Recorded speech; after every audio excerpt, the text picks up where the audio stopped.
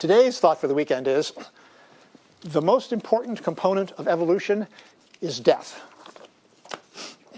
The basic idea here is that it's a lot easier to create a new organism from scratch than it is to change an existing one. And this is true across almost any definition of organism. So it's certainly true biologically. If you think about biological organisms, they have these things called antibodies, whose sole purpose is to detect any foreign substance and kill it. Anything that could possibly induce change, kill it. On the other hand, we know that if you take sexual reproduction and you combine that with genetic mutation, it's a very effective way of introducing change from generation to generation. It can gradually improve a species. But, of course, for that to work, you have to get rid of the old in order to make room for the new. And therefore, if you don't have death, you can't really have reproduction. You need both of those two things together. But the same concept applies to social systems also. It applies to companies. It's really hard to change a company, particularly a successful company.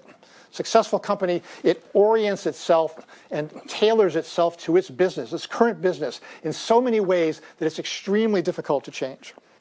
So when technologies change, usually old companies go out of business and new companies will come in to replace them. It's much easier to start a new company, particularly in Silicon Valley, than to change an existing big company. And in particular, a big company, if you try and introduce change, the existing company will kill it off. You know, the VP of sales for the company's primary division will say, why are you spending any money at all in this new thing over here when we're making 90% of the money for the company? And so the new thing almost inevitably gets killed off. In Silicon Valley, this is just part of our culture. Company death, not a big deal. Companies die all the time. Or companies grow and they become successful, and then the technology changes and they gradually fade away. And some people will say, oh, that company's screwed up. Look at, they used to be king of the hill, and now they've gotten bought by some other company and they're being dismantled. I don't look at it that way. It's just part of the circle of life in Silicon Valley. It's natural. It makes more sense to let this old company die and build a new company for the new technology or the new world. And when you think about it, it's not a problem for employees. The employees just all move on to the next new company. So it's not really bad. And actually, there is no stigma in Silicon Valley for failure. One of my venture capitalist friends told me that she actually preferred working with entrepreneurs who'd been through a failure because they had a lot of experience from that, and they still hadn't made a lot of money yet, so they were still hungry. Whereas the person who'd been through a success hadn't had to experience adversity, probably made enough money that they may be not as motivated anymore. So she actually liked people who had seen failures. So if you look at our country today, I think it's going to be really interesting to see what happens in the car industry. You know, this has been pretty stable for about 100 years, and now we have this fundamental new technology coming in, electric cars. I think, my opinion is, most of today's car companies are going to go out of business in the next 10 or 20 years. A few maybe will be able to make the transition, but not very many of them. So I think we're going to see massive upheaval in the auto industry.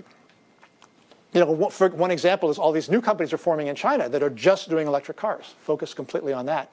They're probably going to take a lot of business away from the established companies in the rest of the world that have all of their internal combustion engine businesses and are having trouble investing enough to make the transition. Conversely, if you don't have death, so death is pretty good in many respects. Now, I have to say, as I get older and older, you know, this death is pretty good is harder and harder to say with a straight face. But speaking of societally, you know, overall, it probably is. Things that don't die, almost all of them end up in a bad place. If you think about anything that's been around a long time and has not died or been replaced, it's probably not in a good place. One example, software. Software is this amazingly malleable medium. We can change it, and that's a problem. The problem is it's so easy to change that nobody ever replaces software. It doesn't die. It just stays around forever. And it inevitably gets bigger and cruftier and more complicated and harder to maintain and harder to evolve and more expensive to deal with. And yet, no one ever rewrites it. So I often think, I wonder if the world would be a better place if somehow software had an expiration date. That 10 years after any line of code is written, it just goes poof and disappears, and you have to rewrite it. So people would be forced to rewrite their systems occasionally, and that would allow them to redo it in ways that are cleaner, simpler, and better.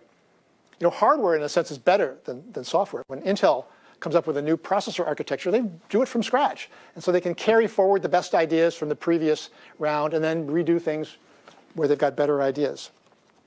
Another example is government. Government tends to stay around forever, and we can't really kill it. Well, I mean, we could. That would be revolution, but that's kind of inconvenient and tends to cause a lot of suffering. So in general, we don't. But the result is that government just keeps getting more complicated, and there's these things that don't make sense anymore that you can't get rid of, like, I mean, the Electoral College.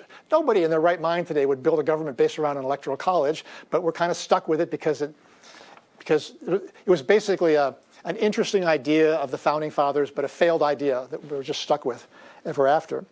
So we can't kill it. So government it just tends to be a mess because we try to change it, but we can't. And so we're stuck with this stuff.